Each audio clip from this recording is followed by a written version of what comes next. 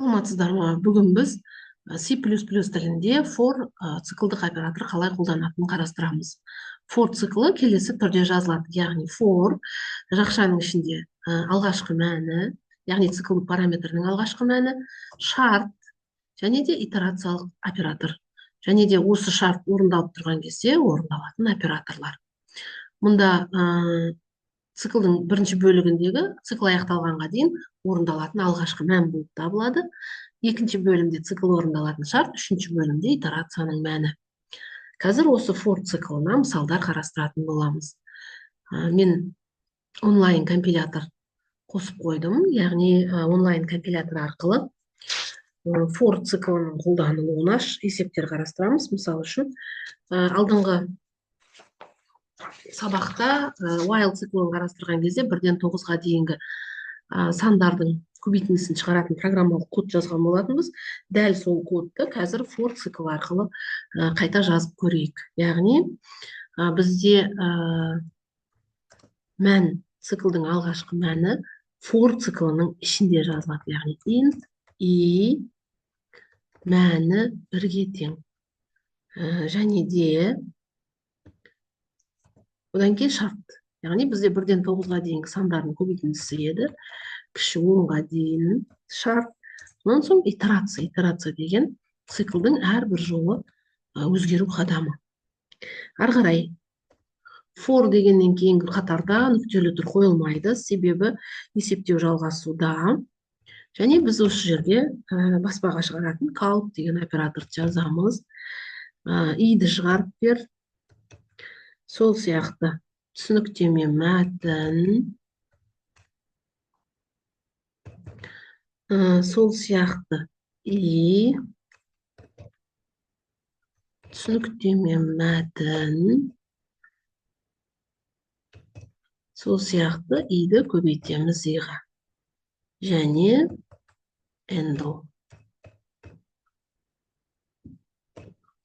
Нүктелі тұр. Бір ғана қатармен жаза салдық. Бір қатар for, бір қатар count.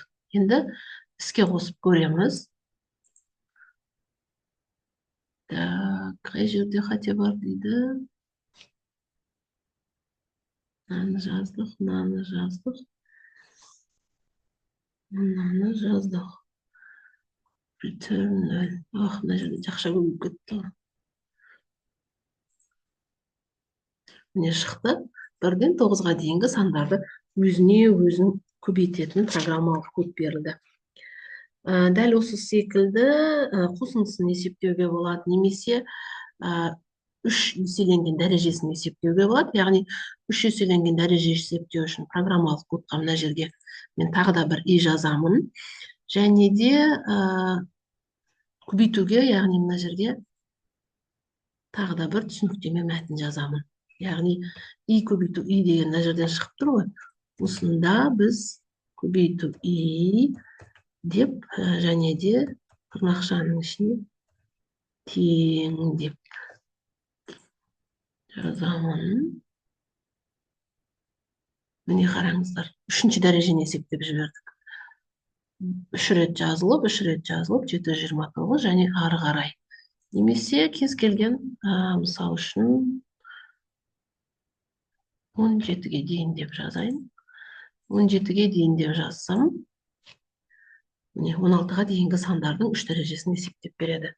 Программалық код өте оңай, өте ықшам, және де өздеріңіз көргендей өте қарапайым 2 ғана қатар жол жаздық. Сөйтіп цикл оператор орындап есептеп беріп тұр. Мұнда for операторына циклдың бастапқы мәні, циклдың соңғы мәні және итерация берілді, және де count-тың ішінде бізге орындалатын операторлар жазылды.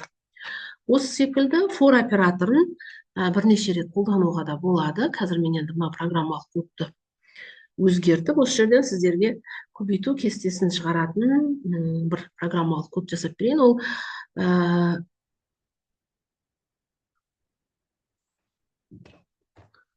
бірінің ішіне бірі орналасқан, яғни вложенные циклы деп аталады. Яғни мынау for'ды мен бір рет жаздым.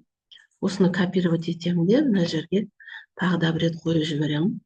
Бірақ циклдық параметрді ауыстырамын, себеп бір параметр 2 рет есептей алмайды. g деген параметр қоямын. G параметрі менде 1-ден бастап 10-ға дейін және g плюс плюс деп айтам. Және тура осы сияқты forдан кейін бізде нүктелі тұр қойылмайды және жақша ашылады. Count и көбейту g деп жазамын. Және мына жерге теңдікті өшірмей қоюым керек еді. Ладно. И көбейту g деп жазамын. Осы керек емес, алмасын алып тастай салайыншы. Дұрыс емес шығып қалады. Просто и көбейту g handle. Бір ғана қатар. Және де әрбір жолы мәндердің арасында бос орын қалдыру үшін мен мынадай параметр жазамын. Отстоп деп айтады бұны. Т деп жазып қоямын. Жақша жабылды 1, жақша жабылды 2. Так, мынау ашылған жақша.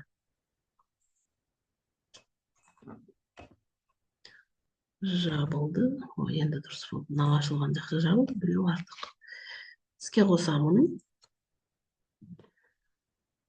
Так, былай жазып std count, std handle. Мына жерге жазуым керек. Count handle. Қылып кетті ғой. Так.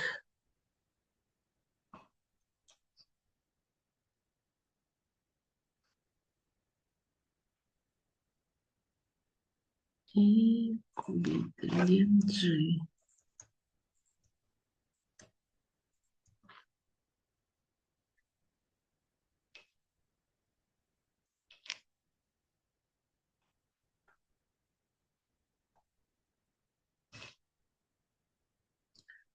Осылайша ол бізге көбейту кестесін шығарып береді.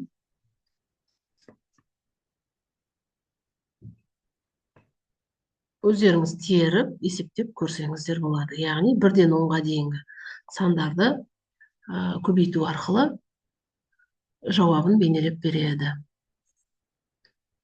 Назар қойып тыңдағандарыңызға рахмет. Сау болыңыздар.